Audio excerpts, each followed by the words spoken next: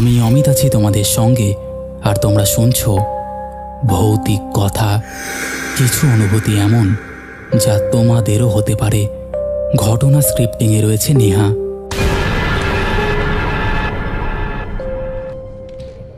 Welcome back. কেমন আছো সবাই? আশা করছি প্রত্যেকে দারুণ আছো এবং শুনতে চলে এসেছো তোমাদের অতি প্রিয় চ্যানেল, তোমাদের অতি প্রিয় পরিবার ভৌতিক কথা। আজকে তোমরা শুনবে দুটো ঘটনা। প্রথম ঘটনাটা একজন ব্যান্ডের গানের প্রোগ্রাম করতে গিয়ে ঘটেছিল, এবং দ্বিতীয় ঘটনাটা তো ভেরি রিসেন্ট, মানে এই মাসেরই ঘটনা বলতে পারো। দীঘায় জগন্নাথ মন্দির দর্শন করতে গিয়ে ঘটে গেল এক ভৌতিক ঘটনা, যে ঘটনাটা শুনে তোমরা বেশ অবাক হয়ে যাবে। যাই হোক, আর কথা বাড়াচ্ছি না, তোমরা চুপটি করে বসে পড়ো, কানে হেডফোনটা লাগিয়ে নাও। আমরা পাড়ি দেব ভূতের রাজ্যে, আর এই রাজ্যে পাড়ি দিতে গেলে অবশ্যই কানে হেডফোনটা লাগিয়ে নিতে হবে আর চুপটি করে বসে পড়তে হবে। আশা করছি তোমাদের সব কমপ্লিট। চলো এবার আমরা পাড়ি দেই ভূতের রাজ্যে। হ্যালো অমিত, কেমন আছো? অমিত, আজকের এই ঘটনাটা শুরু করার আগে তোমাকে কয়েকটা কথা বলে নিই। আমরা কয়েকজন বন্ধু মিলে ছোটোবেলায় খেলার ছলে একটা গানের ব্যান্ডের দল তৈরি করি। সেই দলটাতে দীপ, অভিক, অরিজিৎ এরকম আমরা কয়েকজন বন্ধু মিলেই ছিলাম। গরমের ছুটিতে অরিজিতের বাড়িতে বসে আমরা খেলনা ড্রাম বাজিয়ে গান করতাম, বারান্দায় রোদ্রুর ইত্যাদি গান। তারপর সেই ব্যান্ড থেকে তৈরি হলো নতুন এক ব্যান্ড। বর্তমানে সেই ব্যান্ডটা বিভিন্ন কলেজে এবং বিভিন্ন প্রোগ্রামে গান করতে যাই। সেই রকমই এক প্রোগ্রাম করতে আমরা যাই এক অজপাড়া গায়ে। সেই গ্রামের নামটা হলো ফালাকাটা গ্রাম। ফালাকাটা গ্রামের কালচারাল ক্লাব থেকে সেক্রেটারি আমাদের কাছে লোক পাঠিয়ে অনুষ্ঠানের জন্য বুক করেছিল। তো আমরাও যথারীতি গাড়ি ভাড়া করে রওনা হলাম ফালাকাটা গ্রামে যাওয়ার উদ্দেশ্যে। আমাদের গাড়ি চালায় অস্টার কাকু। সে আমাদেরকে নিয়ে দ্বিতীয় হুগলি সেতুর ওপর দিয়ে সেতুটাকে পেছনে ফেলে রেখে হাইওয়ে ধরল। হু হু করে গাড়ি ধান ক্ষেতের পাশ দিয়ে ছোট ছোট বাড়ির পাশ দিয়ে ছুটে চলল।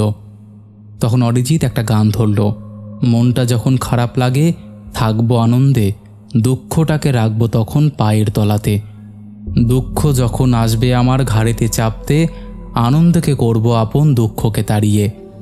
এই গানটা করতে করতে আমরা অস্টার কাকুর গাড়ি করে হাইওয়ের রাস্তা ছেড়ে ধরলাম একটা পিচের রাস্তা। হঠাৎ অস্টার কাকু একটা চায়ের দোকানের সামনে গাড়িটা থামালো। সেই সময় আমরা চায়ে একটা চুমুক দিয়ে চায়ের দোকানের লোকটাকে বললাম, আচ্ছা ফালাকাটা গ্রামটা এখান থেকে কত দূর? আমাদের কথা শুনে চায়ের দোকানের লোকটা একটু চমকে গেল। তখন আমরা বললাম, আপনি চমকে গেলেন কেন? কি হয়েছে আপনার? তখন চায়ের দোকানের লোকটা বলল, আপনারা আর যাওয়ার জায়গা পেলেন না? ফালাকাটা গ্রামে একের পর এক অঘটন ঘটে চলেছে। রাত্রি হলে কেউ না কেউ ওখানে মরে পড়ে থাকে। ফালাকাটা গ্রামের পাশের শ্মশানে, সেই শেওড়া গাছটার তলায়। তখন আমরা বললাম, তবে ফালাকাটা গ্রামে কিছু হয়নি, ওই শ্মশানের শেওড়া গাছটার ওখানে ছাড়া, তাই তো? আমরা একটা অনুষ্ঠান করতে যাচ্ছি কালচারাল ক্লাবে। তখন ওই চায়ের দোকানদার বলল, ঠিক আছে যান তবে। তখন আমরা বললাম, চায়ের কত টাকা হয়েছে? 4টে চা আর 4টে বিস্কুট। তখন চায়ের দোকানদার বলল, 24 টাকা হয়েছে। আমরা চায়ের দাম মিটিয়ে গাড়িতে উঠতে যাব, সেই সময়ই দোকানদার বলে, আপনারা রাতে একা থাকবেন না, সবাই একসাথে থাকবেন, আর রাত্রে কোথাও ঘুরতে বেরোবেন না। তখন আমরা বললাম, আমরা অনুষ্ঠান করে ফিরে আসব, থাকবো না। আমরা বাড়ি ফেরার পথে আপনার চায়ের দোকান থেকেই চা খেয়ে বাড়ি ফিরব। আমরা গাড়িতে উঠতেই অস্টার কাকু গাড়ি স্টার্ট দিল এবং চায়ের দোকানদারকে পেছনে ফেলে এগিয়ে চলল গাড়ি। পিচের রাস্তা ছেড়ে কাঁচা লাল মোরামের রাস্তা ধরল গাড়িটা। তখন হঠাৎ মরা নিয়ে যাওয়ার আওয়াজ ভেসে এলো কানে, বলো হরি হরি বল, বলো হরি হরি বল। গাড়িটা কিছু দূর যেতেই দেখতে পেল একটা নদীর পাড়ে দাওয়াল ঘেরা একটা শ্মশান ঘাট, যেখানে বড় বড় করে লেখা আছে হাতিমারা ঘাট। আমরা গাড়ি করে শ্মশান ঘাটটার পাশ দিয়ে পাশ কাটিয়ে যাওয়ার সময় শ্মশানের মস্ত শেওড়া গাছটা আমাদের চোখে পড়ল। তখন আমাদের মনে মনে ওই চায়ের দোকানের মালিকের কথাটা মনে পড়ে গেল। তার কিছুক্ষণের মধ্যেই গাড়িটা একটা বাঁশবাগানের মধ্যে দিয়ে পথ ধরল। এবং একটা দালান বাড়ির সামনে এসে দাঁড়ালো। সেখানে দাঁড়িয়ে থাকা একজন লোককে জিজ্ঞাসা করলো অস্টার কাকু, আচ্ছা দাদা, কালচারাল ক্লাবটা কোথায় একটু বলতে পারবেন? তখন ওই ব্যক্তি আঙ্গুল দিয়ে ইশারা করে দেখিয়ে বলল, ওই যে দূরে তাল গাছটা দেখতে পাচ্ছেন, ওই তাল গাছের পশ্চিম দিকে যে রাস্তাটা দেখতে পাচ্ছেন, সেখান দিয়ে কিছু দূর গেলেই ফলাকাটা গ্রামের কালচারাল ক্লাব। আমরা বিকেল 5:30 নাগাদ গিয়ে পৌঁছালাম কালচারাল ক্লাবে। আমরা ক্লাবে গিয়ে কোনো লোককেই দেখতে পাইনি, শুধু দেখতে পেলাম একটা স্টেজ বানিয়ে রেখেছে, কোনো লাইট বা বক্সের কোনো বন্দোবস্ত নেই। আমরা একে অপরের মুখের দিকে দেখছি। সেই সময় এক বৃদ্ধ লোক আমাদেরকে দূর থেকে দেখছে। আমাদের টিমের অরিজিৎ দৌড়ে গিয়ে লোকটাকে জিজ্ঞাসা করে, কি গো দাদু, এখানে আজকে গানের অনুষ্ঠান হবে, শুধু মঞ্চ বানালেই হবে? কোনো ইলেকট্রিসিটির ব্যবস্থা নেই, গ্রামটা কেমন যেন মরা মরা লাগছে। তখন ওই বুড়ো দাদু বলছে, মরা মরা লাগবে না তো জ্যান্ত জ্যান্ত লাগবে। প্রতিদিন রাত্রিবেলায় কারোর না কারোর বাড়ির লোক মারা যাবেই শ্মশানের ওই শ্যাওড়া গাছের সামনে, না হলে শ্যাওড়া গাছের ডালের মধ্যে মৃতদেহ ঝুলতে দেখা যায়। এ কথা শুনে আমরা সবাই একসাথে বললাম, এখন এই মুহূর্তে আমরা কলকাতায় ফিরে যাব। তখন অস্টার কাকু গাড়িতে উঠে বসলো এবং আমরা গাড়িতে উঠতে যাব। সেই সময় ক্লাবের সেক্রেটারি বীরেন্দ্রবাবু সেখানে এসে উপস্থিত। সে আমাদের দেখে চিনতে পেরে বললেন, কোথায় যাচ্ছেন আপনারা? আজ রাতে যে আপনাদের গানের অনুষ্ঠান আছে। সে কথার উত্তরে অরিজিৎ একটু রেগে গিয়েই বলল, সেটা তো দেখতেই পাচ্ছি, স্টেজে লাইট নেই, কিছু নেই, কোনো সাউন্ড বক্স নেই, না কোনো স্ট্যান্ড ফাঁকা আছে, কিভাবে অনুষ্ঠান হবে? তখন ক্লাবের সেক্রেটারি বীরেন্দ্রবাবু তার নিজের হাত ঘড়ি দেখিয়ে বললেন, এখন তো মাত্র 5টা বেজেছে, আপনাদের অনুষ্ঠান তো হওয়ার কথা সন্ধ্যা 7টায়, আর কিছুক্ষণের মধ্যেই আমি সমস্ত আয়োজন করে নিচ্ছি। তখন দীপ বলল, আমরা কোথায় থাকবো এখন? তখন বীরেন্দ্রবাবু বললেন, আপনারা আমার সাথে আসুন, সামনের এই স্কুল বাড়িতেই আপনাদের থাকার ব্যবস্থা করছি। যদি অনুষ্ঠান শেষ হতে হতে অনেক রাত্রি হয়ে যায়, সেই কারণে আপনাদের রাত্রিটা থাকার বন্দোবস্ত করেছি। তখন আমরা ওই স্কুল বাড়ির ভেতরে ঢুকেই দেখি সেখানে ক্যাম্প খাট এবং মশারি ও মাথার বালিশ রেখে দেওয়া আছে আমাদের জন্য। তো আমরা সবাই স্কুল বাড়ির ওয়াশরুমে হাত মুখ ধুয়ে ফ্রেশ হয়ে নিলাম। একজন লোক এসে আমাদের চা এবং গরম গরম সিঙ্গারা আর জিলাপি দিয়ে যায়। যথারীতি আমরা সন্ধ্যা 7টায় গান গাইতে উঠি স্টেজে। সেখানে দেখি প্রচুর লোক আমাদের প্রোগ্রাম দেখতে এসেছে বিভিন্ন গ্রাম থেকে। আমরা প্রথম গানটা শুরু করলাম। এই গানটা গাওয়ার পরে লোকেরা খুব হাততালি দিয়েছে। আমরা একের পর এক গান করে যাচ্ছি। লোকগুলো এত আনন্দ পাচ্ছে যে বলার কথা না। গান গাইতে গাইতে আমরা হঠাৎ লক্ষ্য করলাম দীপ কিবোর্ড বাজাচ্ছে, কিন্তু কোনো রকম সাউন্ড বের হচ্ছে না।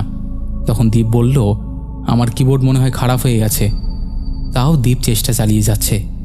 হঠাৎ মাইকের আওয়াজটাও বিকৃত হয়ে গেছে। তখন অরিজিৎ দীপ এবং অভিককে বলল, এই জিনিসটা কিন্তু আমার ভালো লাগছে না, চল আমরা অনুষ্ঠানটা এবার বন্ধ করি। অরিজিৎ তার হাত ঘড়ি দেখল, রাত্রি 1:45 বাজে। তখন আমরা ক্লাবের সেক্রেটারিকে বললাম, এবার আমরা অনুষ্ঠান শেষ করছি। তখন ক্লাব সেক্রেটারি বললেন, আপনারা তাড়াতাড়ি আমার সঙ্গে আসুন। এই বলে স্কুল বাড়িটার ভেতরে তাড়াতাড়ি আসতে বলেন, আর বলেন, আজকে আমি এবং ক্লাবের কয়েকজন আপনাদের সঙ্গে এখানে থাকব। তখন আমরা ক্লাব সেক্রেটারিকে জিজ্ঞাসা করলাম, কি হয়েছে এখানে? আমরা যে জানি সেটা কিছুই বলিনি। তখন সেক্রেটারি বলছে, তেমন কিছু নয়, আপনারা আমাদের এখানে এসেছেন গান গাইতে, আপনাদের তো একটা নিরাপত্তা দেওয়ার দায়িত্ব আছে আমাদের, সেই কারণেই আপনাদের এখানেই থাকবো আমরা ওদের কথা শুনে আর কথা বাড়ালাম না। ওরা যেমন বলেছে সেইভাবেই আমরা থাকছিলাম।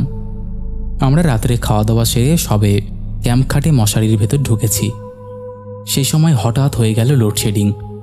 তখন ক্লাবের সদস্যরা বলল, কেউ ভয় পাবেন না, আমরা হ্যারিকেন জ্বালিয়ে নিয়ে আসছি, আপনারা কেউ মশারির বাইরে আসবেন না। সেই সময় হ্যারিকেন জ্বালিয়ে নিয়ে আসে ওরা। সেই হ্যারিকেনের আলোতে দেওয়ালে প্রকাণ্ড প্রকাণ্ড ছায়া পড়ল। লোডশেডিংয়ের মধ্যে গরমে মশারির ভেতরে থাকতে আর ভালো লাগছিল না। সেই জন্য আমি এবং আমার বন্ধুরা ক্লাবের সদস্যদেরকে না বলেই স্কুল বাড়ির ছাদে হাওয়া খাওয়ার জন্য গিয়ে পায়চারি করছিলাম। সেই সময় ছাদের দক্ষিণ দিকে আমাদের চোখ পড়তেই দেখতে পেলাম শ্মশানের সেই শেওড়া গাছটার মাথায় আগুন জ্বলছে, যেটা আমরা স্কুল বাড়ির ছাদ থেকে দেখছিলাম। এমন সময় হঠাৎ দেখতে পেলাম শ্মশান ঘাটের শেওড়া গাছটার ডালপালাগুলো যেন আমাদের দিকে এগিয়ে আসছে। তখন আমি চোখ কচলালাম, ভাবলাম ঘুমের জন্য আমরা ভুল দেখছি। আমরা একসাথে বলে উঠলাম, আমরা তো মদ্যপান করি না, কোনো রকম নেশাও করি না, তাহলে কি সত্যি সত্যি গাছটার ডালগুলো আমাদের দিকে আসছে? যখন ডালপালাগুলো স্কুল বাড়ির ছাদের কাছাকাছি, আমরা এক দৌড়ে ছাদ থেকে নিচে নেমে আসি এবং ছাদের দরজাটা আটকে দিই। কিন্তু এই শেওড়া গাছের ডালপালাগুলো স্কুলের ছাদের বন্ধ দরজার মধ্যে বারবার ঠক ঠক করে শব্দ করতে লাগে।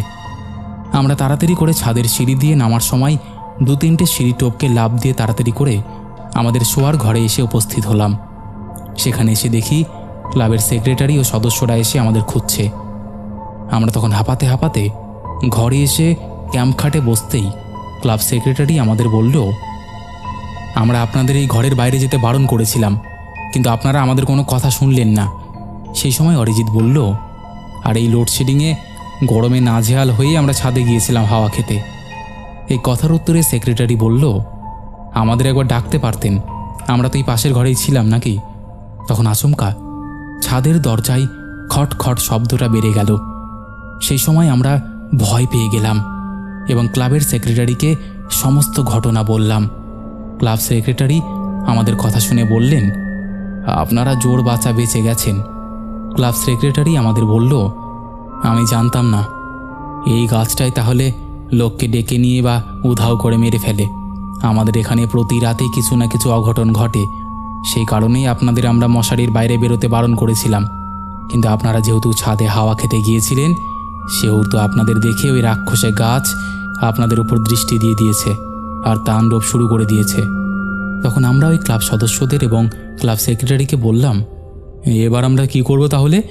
কি উপায়ে আমরা বাঁচব? তখন ক্লাব সেক্রেটারি বলে, আমরা এখান থেকে পালাতে গেলেই আমাদের মধ্যে কাউকে না কাউকে সে মেরে ফেলবে। অরিজিৎ তখন বলল, আমার সাথে স্পিরিট ল্যাম্প আছে, আমরা যদি স্কুলের চারিদিকে মশালের মতো আগুন জ্বালিয়ে রাখি, তাহলে কি ওই রাক্ষসে গাছটার হাত থেকে আমরা রক্ষা পেতে পারি? তখন সেক্রেটারি বলল, এই গাছে থাকা প্রেতকে একমাত্র একজনই নষ্ট করতে পারে। তখন আমরা একসাথে বলে উঠলাম, কে সেই ব্যক্তি? সেক্রেটারি বলল, আমাদের এখানে কাংসাবতী নদীর পাশে যে শ্মশানটা আছে, তার কিছুটা দূরেই একটা কালী মায়ের মন্দির আছে। সেখানে একজন তান্ত্রিক থাকে, সে ছাড়া আর কেউ আমাদের রক্ষা করতে পারবে বলে আমাদের মনে হয় না।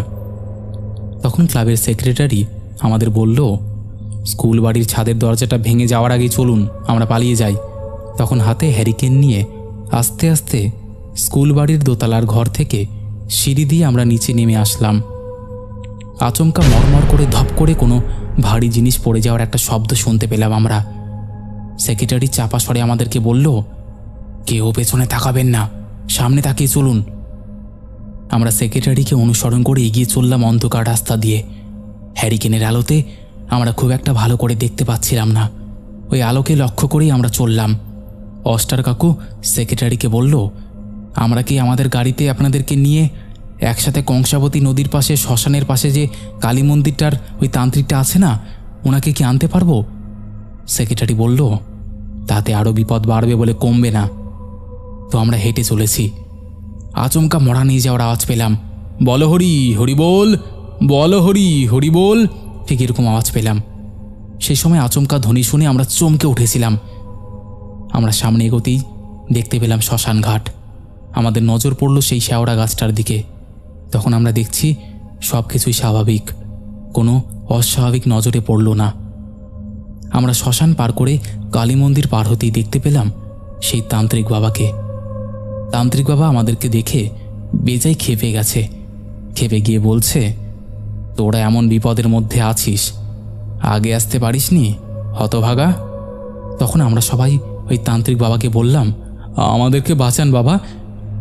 ওই তান্ত্রিক বাবা আমাদের কথায় কোনো কর্ণপাত না করেই একটা মাটির থাল নিয়ে তাতে মুক্তকেশী মায়ের পায়ে ছোঁয়ানো আলতা মন্ত্র পড়ে থালার মধ্যে ঢালে এবং আমাদেরকে ডাকে, বলে, দেখ কি কারণে এই গ্রাম থেকে মানুষগুলো অদৃশ্য হয়ে যাচ্ছে এবং মারা যাচ্ছে, সেটা দেখ এবার। তান্ত্রিক বাবাজি মাটির থালার উপর মন্ত্র পড়তেই আমরা বহুদিন আগে ঘটে যাওয়া গ্রামের এক দুঃখজনক ঘটনা ওই থালার মাধ্যমেই জানতে পারি। গ্রামের সহজ সরল বিধবা মায়ের এক ছেলে অর্জুন, সে পড়াশোনা ও খেলাধুলো নিয়েই থাকত। গ্রামের একদল দুষ্ট লোক ওই ছেলেটাকে বই কিনে দেবে লোভ দেখিয়ে নিয়ে গিয়ে মেরে ফেলে এবং দুটো কিডনি শরীর থেকে বের করে বিক্রি করে দেয়। অর্জুনকে ফেলে দিয়ে যায় শ্মশান ঘাটের ওই শেওড়া গাছটার নিচে। সেখানে ছিল এক শয়তানের উপাসক ও কালো জাদুর কাপালিক। সে অর্জুনের আত্মাটাকে মন্ত্র পড়ে ওই গাছের মধ্যে ঢুকিয়ে দেয় এবং বলে, তুই খুবই কষ্ট পেয়ে মরেছিস বাবা, তোকে যারা মেরেছে তাদেরকে তুই ছাড়িস নে বাবা, তুই তোর মৃত্যুর প্রতিশোধ নে। এই ঘটনা ঘটার 1 মাস পর থেকেই গ্রামের মানুষেরা যারা একা থাকতো বিশেষ করে তারা উধাও হয়ে যায় এবং ওদেরই মৃতদেহ শ্মশানের শেওড়া গাছের ডালে বা গাছের তলায় পড়ে থাকতে দেখা যায়। প্রথমে যাদের মৃতদেহ ওই গাছটার নিচে পড়ে থাকতে দেখা যায় ওরাই হলো অর্জুনের খুনি। এরা বাচ্চাদের বিভিন্ন রকমের লোভ দেখিয়ে ভুলিয়ে নিয়ে যেত এবং তাদের খুন করে কিডনি ও শরীরের অন্যান্য অংশ শরীর থেকে বের করে বিক্রি করে দিত। কিন্তু এখন যারা মারা যাচ্ছে এরা তো কারোর কোনো ক্ষতি করেনি। আমরা মন্ত্রমুগ্ধের মতো থালার দিকে তাকিয়ে আছি। তখন ওই তান্ত্রিক আমাদের বলল, অর্জুনের আত্মা মরণ খেলায় মেতে আছে, ওর আত্মাকে নিয়ন্ত্রণ করছে ওই দুষ্টু কাপালিকটা। তখন সেক্রেটারি বলল, তাহলে আমরা কি উপায়ে বাঁচব আমাদের বলে দিন। তখন তান্ত্রিক উদয় ঠাকুর আমাদেরকে বলেন, তোদের আমি কয়েকটা শক্ত কাজ করতে বলবো, সেগুলো তোদের করতে হবে, তবে তোদের সাথে আমি থাকব। আমরা বললাম, তবে বলুন বাবা কি করতে হবে? উদয় ঠাকুর বললেন, এত অধৈর্য হোস না। তখন আমাদেরকে বলে, তোরা সকলে তোদের ডান হাতটা আমার দিকে বাড়িয়ে দে। আমরা হাত বাড়িয়ে দিতেই আমাদের হাতে মন্ত্রপুত লাল কাপড় বেঁধে দেয়। বলে, তোরা সবাই একটা করে কুঠার ও 1 টিন ভর্তি কেরোসিন তেল নিয়ে আমার সাথে হাতিমারা শ্মশানে চল, সেখানে কাজ আছে। তান্ত্রিকের কথা মতো আমরা কুঠার এবং 1 টিন ভর্তি কেরোসিন তেল নিয়ে হাতিমারা শ্মশানে গিয়ে পৌঁছাই। সঙ্গে সঙ্গে তান্ত্রিক আমাদের বলল, এবার শেওড়া গাছটার মধ্যে চালা কুঠার, এমনভাবে চালাবি যাতে এক কোণেই কাটা যায় গাছটা। সেই কথা মতো আমরা 4 জন এবং ক্লাবের সদস্যরা একসঙ্গে হাতে কুঠার নিয়ে গাছের চারিদিকে ঘিরে আমরা সবাই কুঠার দিয়ে একটা কোপ মারলাম এবং কড়কড় শব্দ করে গাছটা মাটিতে লুটিয়ে পড়ল। তখন তান্ত্রিক বলল, তোরা ভয় পাস না কেউ, এবার তোরা টুকরো টুকরো করে গাছটাকে কেটে ফেল। টুকরো হয়ে গেলে চিতা সাজানোর মতো করে গাছটাকে সাজিয়ে নিয়ে তাতে কেরোসিন তেল ঢেলে আগুন লাগিয়ে দিবি। তান্ত্রিকের কথা মতো আমরা সেই কাজ করতে শুরু করেছি। সেই সময় শুনতে পেলাম কে যেন আমাদের উদ্দেশ্য করে খনা গলায় বলছে, আমি কাউকে ছাড়ব না, তোদের কাউকে না। তখন তান্ত্রিক বাবাজি আমাদের বললেন, কোনো ভয় পাবি না তোরা, তোদের কাজ পণ্ড করার জন্যই অর্জুনের আত্মাকে পাঠিয়েছে ওই দুষ্টু কাপালিক, তোরা নিজেদের কাজটা করে যা। সেই সময় আমরা শেওড়া গাছের কাঠের চিতায় কেরোসিন তেল ঢালিয়ে দেওয়ার পর আগুন দিতে যাব, ঠিক তখনই দেখতে পেলাম আমরা অর্জুন সমেত মৃত মানুষগুলোর ছায়ামূর্তি ওই চিতার চারিদিকে যেন ঘিরে দাঁড়িয়ে আছে, কিন্তু আমাদের কোনো ক্ষতি ওরা করতে পারছে না, যেহেতু আমাদের হাতে মন্ত্রপুত লাল কাপড় বাঁধা আছে সেই কারণে। তখন তান্ত্রিক বলে, তোরা তাড়াতাড়ি জ্বলন্ত আগুনের মশালটা চিতার ওপরে ফেল। যেই আমরা মশালগুলো চিতার মধ্যে ফেললাম অমনি ওই ছায়ামূর্তির আর্তনাদ শুনতে পেলাম, ওরে বাবারে, জ্বলে গেলাম জ্বলে গেলাম। ওই ছায়ামূর্তিগুলো ছটপট করতে লাগলো আর আমাদের দিকে আসতে লাগলো, কিন্তু তারা কোনো ক্ষতি করতে পারেনি। চিতা জ্বালানো শেষ হলে ভোর হয়ে গেল এবং তান্ত্রিক বলল, ওই চিতা ভস্ম তোরা কটা কোদাল দিয়ে নিয়ে সামনে নদীটার মধ্যে ফেলে দে।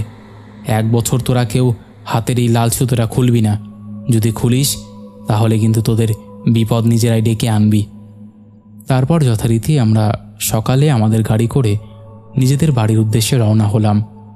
ফেরার সময় ওই চায়ের দোকানে চা খেয়ে চায়ের দোকানদারকে সমস্ত ঘটনা বলে গাড়িতে উঠে হাত নাড়তে নাড়তে চায়ের দোকানকে পেছনে ফেলে এগিয়ে চললাম নিজেদের গন্তব্যের দিকে। তো অমিত, এইরকম অনেক ঘটনা হয়, এরকম বিভিন্ন গ্রামে প্রোগ্রাম করতে গিয়ে আমাদের সঙ্গে ঘটে। এরকম অনেক ঘটনা আছে। যদি তোমার মনে হয় যে ঘটনাগুলো তুমি শোনাবে আমাকে বলো, আমি অবশ্যই পাঠিয়ে দেব। এই ছিল ঘটনা, ভালো লাগলে পড়ে শুনিও। ইতি অভিক ভট্টাচার্য। তো বন্ধুরা, এই ছিল গ্রামে প্রোগ্রাম করতে গিয়ে ঘটে যাওয়া একটা ভয়ঙ্কর ঘটনা বলতে পারো। ঘটনাটা কিন্তু সত্যি একদম খুবই ভীতিকর একটা ঘটনা। শুনলেই গায়ের মধ্যে কেমন যেন একটা শিহরণ খেলে যায়। আশা করছি তোমাদের খুবই ভালো লেগেছে। কেমন লেগেছে তোমরা অবশ্যই সেটা কমেন্ট করে জানিয়ে দাও। তোমাদের মধ্যে এখনও যারা এই পরিবারে যুক্ত হওনি তারা যুক্ত হয়ে যাও। যারা ভাবছো ঘটনা শেয়ার করবো কিনা, তারা আর একদম দেরি না করে শেয়ার করে দাও। আর একটা কথা, ভৌতিক কথা কিন্তু কোনো রকম অন্ধবিশ্বাস, কোনো রকম কুসংস্কার বা কোনো রকম নেগেটিভিটিকে প্রচার করে না। ভৌতিক কথার কাজ শুধুমাত্র মানুষের জীবনে ঘটে যাওয়া ঘটনা সবার সামনে তুলে ধরা, নচেত আর কোনো উদ্দেশ্য নেই। তাই যারা বিশ্বাস করছো না তারা এগুলোকে এন্টারটেইন হিসেবেই নিয়ে নাও। চলো আর কথা বাড়াচ্ছি না, এবার আমরা শুরু করে দিচ্ছি পরের ঘটনা। হ্যালো অমিতদা, আমি প্রতনু। কয়েক মাস আগেরই কথা। দীঘায় সদ্য জগন্নাথ মন্দির উদ্বোধন হয়েছে। খবরটা সোশ্যাল মিডিয়াতে দেখেই ইচ্ছে জাগলো একবার ঘুরে আসি। অনেকেই যাচ্ছে দল বেঁধে, আমি গেলাম একাই। আদতে আমার একা ঘুরতে খুবই ভালো লাগে। অবকাশ বলতে খুব একটা ছিল না, তবে অফিস থেকে 2 দিনের ছুটি পেয়েছিলাম। শনিবার সকালে ট্রেনে চেপে দীঘাতে পৌঁছালাম। হোটেলটা ছিল স্টেশন থেকে হেঁটে 5-7 মিনিটের পথ। পেছনের রাস্তা দিয়ে যেতে হয়। রাস্তাটা একটুখানি নির্জন, তবে সকালের দিকে সমস্যা নেই। দুপুরে হালকা খেয়ে একটা অটো ধরে চলে গেলাম নতুন জগন্নাথ মন্দির দেখতে। ভিড় যথেষ্ট। নতুন নির্মাণ, চকচকে সাদা পাথরের তৈরি মন্দিরটা বেশ সুন্দর। ভেতরে ঢুকে ঠান্ডা পাথরের ওপর বসে একটু সময় কাটালাম। মনটা হালকা লাগছিল। কিছু প্রার্থনা করলাম। বেরিয়ে এসে ভেটকি মাছের একটা থালি খেয়ে হোটেলে ফিরে ঘুমিয়ে পড়লাম। সন্ধে নামার পর হালকা হাওয়া, মেঘলা আকাশ। ভাবলাম একবার স্টেশনের দিকে গিয়ে দেখি। তখনও মাথায় ফিরতি ট্রেন ধরার ভাবনা ছিল না, শুধুই হেঁটে গিয়ে একটু ঘোরাঘুরি করব এই ভাবনা। হোটেলের পেছনের রাস্তা ধরে হাঁটা শুরু করলাম। রাস্তার এক পাশে ঘন ঝোপ, আর এক পাশে একটু দূরে দেখা যায় রেল লাইনটা। এই লাইনটা দীঘার প্ল্যাটফর্মে ঢোকে একটু বাঁক নিয়ে। দিনের বেলায় রাস্তাটা দিয়ে মাঝে মধ্যেই মানুষ যায়, কিন্তু সন্ধে নামার পর একদম ফাঁকা হয়ে পড়ে। একটা সময় দেখি আমার সামনেই একটা যুবক দাঁড়িয়ে, খুব স্বাভাবিকভাবে। ধরেই নি সেও হাঁটছে। পরনে সাদা শার্ট, কালো প্যান্ট, কাঁধে একটা ব্যাগ। আমার পাশ দিয়ে হেঁটে যাচ্ছিল। তখন সে হঠাৎ থেমে আমার দিকে তাকিয়ে একটা প্রশ্ন করল, এই দাদা, এখান থেকে কাঁথি লোকাল ধরে কি এখনও হাওড়া ফেরা যাবে? আমি বললাম, সন্ধ্যের দিকে একটা লোকাল আছে, তবে আজ মনে হয় টাইমটা চেঞ্জ হয়েছে, ভালো করে দেখে নেবেন। আপনি দীঘার মানুষ নন নাকি? সে হেসে বলল, না না, আমি তো ঘুরতে এসেছিলাম, আজই ফিরবো ভাবছিলাম। বলেই সে আবার হাঁটতে লাগলো আমার থেকে সামান্য এগিয়ে। ঠিক তখনই কিছু দূরে শুনতে পেলাম একটা ট্রেনের আওয়াজ। আমি বুঝলাম ওটা দীঘা লোকাল, এই লাইন ধরে স্টেশনে ঢুকবে। আস্তে আস্তে ট্রেনের আলো দেখতে পাচ্ছি বাঁকের দিকে। সেই ছেলেটা হঠাৎ রেল লাইনের দিকে হাঁটা শুরু করলো। আমি চিৎকার করে বললাম, এই ট্রেন আসছে, ট্র্যাকের ওপর যেও না। সে কিছু শোনেনি বা শুনেও পাত্তা দেয়নি। আমি থমকে গেলাম। আলো আর শব্দে স্পষ্ট দেখতে পাচ্ছি ট্রেনটা আসছে, আর সে হাঁটছে রেল লাইনের মাঝখান দিয়ে। চোখের সামনে মাত্র কয়েক সেকেন্ডের মধ্যে ট্রেন এসে ধাক্কা মারল। একটা থামার শব্দ নেই, কোনো ব্রেক, কিছু না। শুধু একটা দেহ ছিটকে পড়ে গেল রেল লাইনের পাশে ঘাসের মধ্যে। আমি দৌড়ে গেলাম। আমার গলা শুকিয়ে গেছে, শরীর কাঁপছিল। কিন্তু যখন দৌড়ে কাছে পৌঁছালাম, ওখানে কোনো দেহ ছিল না, না রক্ত, না ব্যাগ, না শরীর, কিছুই না। আমি জায়গাটা পুরো খুঁজে দেখলাম, এক ফোঁটা ধুলো পর্যন্ত পড়েনি। আমি মাথা ঘুরে এক জায়গায় বসে পড়লাম। একটু পরে ট্রেনটা স্টেশন ছেড়ে চলে গেল। চারিদিকে নিস্তব্ধতা ফিরে এলো। একটু দূরে স্টেশনের আলো দেখা যাচ্ছে, কিন্তু যেখানে আমি দাঁড়িয়ে এখানে কিছুই ঘটেনি যেন। অবশেষে আমি ধীরে ধীরে ফিরে এলাম হোটেলে। কাউকে কিচ্ছু বলিনি, শুধু ঘরে ঢুকে শুয়ে পড়লাম। পরদিন সকালে ট্রেনে উঠে ফেরার পথে আমি খোঁজ নিতে শুরু করলাম। লোকালদের জিজ্ঞাসা করলাম, এই জায়গাটায় কি কেউ ট্রেনে কাটা পড়েছিল? একজন দোকানদার বলল, এই লাইনের ধার দিয়ে না হাঁটায় ভালো। বহু বছর আগে একটা ছেলে ওর বাবার সঙ্গে দীঘা এসেছিল। এখান থেকে ঘুরে ফেরার পথে ছেলেটা ট্রেনে কাটা পড়ে। কেউ বলে ছেলেটা নিজের দোষেই কাটা পড়েছিল, আবার কেউ বলে হাঁটতে হাঁটতে কেউ একজন ডাকছিল। এইসব শুনে আমি আর কিছু জিজ্ঞেস করিনি। আজও রাতে ঘুমোতে গেলে সেই মুখটা ভেসে ওঠে। সাদা শার্ট, ব্যাগ কাঁধে, সেই একটাই প্রশ্ন, এই দাদা, এখান থেকে হাওড়া ফেরা যাবে? তো অমিতদা, সত্যি এই ঘটনাটা একদম অবিশ্বাস্য। দীঘার মতো একটা জায়গায় যে এরকম ঘটনাও ঘটতে পারে আমি কখনো ভাবিনি। দীঘা কিন্তু এখন বর্তমানে যথেষ্ট জমজমাট। আর তুমি তো কদিন আগে নাকি ঘুরেও আসলে, তো তুমি জানোই। তাই জন্যই আমি অবাক হয়েছিলাম। তবে আমি একটুও বানিয়ে বলিনি, যতটুকু বলেছি একদম সত্য। যাই হোক, যদি ভালো লাগে অবশ্যই পড়ে শুনিও। হ্যাঁ গো, আমিও গিয়েছিলাম দীঘাতে। তবে আমি যখন গিয়েছিলাম তখনও উদ্বোধন হতে কিছুদিন বাকি ছিল। তবে মন্দিরটা পুরোপুরি তৈরি হয়ে গিয়েছিল। আমি দেখেও এসেছি বলতে পারো। ওই পেছন দিক দিয়ে একটা রাস্তা আছে যেখান দিয়ে, হ্যাঁ রাস্তাটা কিন্তু বেশ শুনশান, সেই রাস্তা দিয়ে কিন্তু মন্দিরটা দেখা যেত। আমি ছবিও তুলে এনেছিলাম বাইরে থেকে। তো তুমি যেটা বলেছো কোন রাস্তার কথা বলছো, আমি মোটামুটি বুঝতে পেরেছি যে কোন রাস্তার কথা তুমি বলছো। যাই হোক, ঘটনাটা আমার খুবই ভালো লেগেছে। কিন্তু দীঘার মতো জায়গায় যে এরকম ঘটনা ঘটতে পারে বা ঘটেছে, এটা একটু ভাবতে কষ্টই হচ্ছে, একদম সত্য কথা। যাই হোক, এই ছিল আমাদের ঘটনা। বন্ধুরা, তোমাদের কেমন লেগেছে তোমরা অবশ্যই সেটা কমেন্ট করে জানিও। তোমাদের মধ্যে এখনও যারা এই পরিবারে যুক্ত হওনি তারা যুক্ত হয়ে যেও। চলো এবার আমরা শুরু করে দিই শাউট আউট পর্ব। শেষের এপিসোডে ফার্স্ট কমেন্ট করেছে মুয়াজ বিন মামুন, সেকেন্ড কমেন্ট করেছে সমীর মণ্ডল, থার্ড কমেন্ট করেছে শান্তনু চক্রবর্তী। দুজন লাভ লাভ রিয়াক্ট দিয়েছে, একজন লিখেছে হাই দাদা, হ্যালো। তারপরে কমেন্ট করেছে চুমকি ঘোষ, সুমন দেব বর্মন, তন্ময়, রাহুল বাগ, সবাই লাভ লাভ রিয়াক্ট দিয়েছে। তারপরে কমেন্ট করেছে Sayan Bhowmik, Deepika Das, Gopesh Kole, Surajit Malik, Sudip Purkayastha, Verbena Roy, DJ blogger Anish, Ananya Bhowmik লিখেছে হাই দাদা, কেমন আছো? খুব ভালো আছি গো, তুমি কেমন আছো? তারপরে কমেন্ট করেছে গীতা গোস্বামী, সুমিত ঘোষ, জিৎ দাস, রাহুল বিশ্বাস, তন্নি হালদার লিখেছে ভাইজির জন্মদিন উদযাপনের মাঝে তোমার চ্যানেলের ঘটনা শুনে নিচ্ছি, থ্যাংক ইউ তন্নি। তারপরে কমেন্ট করেছে মনিকা ত্রিপুরা, এমডি নসিফ। তারপরে কমেন্ট করেছে রেখা পাসমান, সমীর মণ্ডল, শুভশ্রী ব্যানার্জি, রণজিৎ, শ্রাবন্তী লিখেছে, একবার নামটা বলো, হ্যালো শ্রাবন্তী। তারপরে কমেন্ট করেছে বিশ্বজিৎ বিশ্বাস, মুসলিমা খাতুন, ইটস মি সুমি লিখেছে গাছের পাতা নড়ে চড়ে, বুধবার হলে ভৌতিক ঘটনার কথা মনে পড়ে, আচ্ছা আচ্ছা। তারপরে কমেন্ট করেছে উমা সামন্ত লিখেছে আমি রাকেশ ঘোষ, আমি ওয়েস্ট বেঙ্গলের ব্যান্ডেলের ছেলে, আমি এখন বৃন্দাবনে আছি, এখানকার কিছু ভৌতিক কথা বলতে চাই। হ্যাঁ গো, পাঠিয়ে দাও, অসুবিধা নেই। তারপরে কমেন্ট করেছে মনীষা হাদোয়েল লিখেছে ভৌতিক কথা অ্যানিমেশনে কবে কার্টুন আসবে, আমি খুব এক্সাইটেড। আসবে গো, খুব তাড়াতাড়ি আসবে। তারপরে কমেন্ট করেছে অর্পণ ভদ্র, শর্মিষ্ঠা দাস, রিয়া ভ্লগস লিখেছে হ্যালো দাদা, কেমন আছো? আমি মিষ্টু, এখন শরীরটা খারাপ লাগছে তাই ঘটনা লিখতে পারছি না, তবু শোনা বন্ধ করছি না, লাভ ইউ ভৌতিক কথা। কোনো অসুবিধা নেই গো। তারপরে কমেন্ট করেছে অলরাউন্ডার রাহুল বর্মন, সোনাম দাস, মৌসুমি সাউ লিখেছে আমি হুগলি জেলার ভদ্রেশ্বর থেকে শুনছি, হেডফোনে শুনছি ভৌতিক কথা, তোমার গলায় ঘটনা শুনতে খুব ভালো লাগে। তারপরে কমেন্ট করেছে ইউদাস রয় লিখেছে দাদা, অসংখ্য ধন্যবাদ জানাই ঘটনাটি তোমার অসাধারণ কণ্ঠে এত সুন্দরভাবে ভৌতিক কথাই পড়ে শোনানোর জন্য।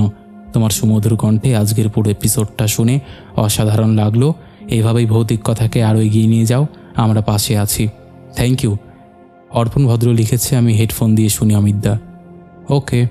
তারপরে কমেন্ট করেছে মলয় চক্রবর্তী লিখেছে তাড়াতাড়ি কানে হেডফোন লাগিয়ে বসে পড়লাম তোমার কণ্ঠে ভয়ঙ্কর অনুভূতি পেতে, থ্যাংক ইউ। তারপরে কমেন্ট করেছে অ্যাঞ্জেল সোমা লিখেছে, আমি সব ঘটনা শুনি, খুব ভালো লাগে, আর আমার কিছু ফ্রেন্ডদেরও শেয়ার করেছি। ওকে গো। তারপরে কমেন্ট করেছে তৃষা মণ্ডল, রৌনক দত্ত, পাপড়ি ডোলা, তনয় দত্ত, শঙ্কর চক্রবর্তী লিখেছে, সেই কোভিডের সময় থেকে শুনছি, আজও ভালো লাগে। Thank you Shankar. এইরকম অসংখ্য প্রিয় মানুষেরা আমাদের শেষের এপিসোডে কমেন্ট করেছে, যাদের কমেন্ট আমি আর চাইলেও পড়তে পারছি না। তো আজকের মতন এখানেই শেষ করছি। আবার দেখা হবে নতুন কোনো ঘটনা নিয়ে।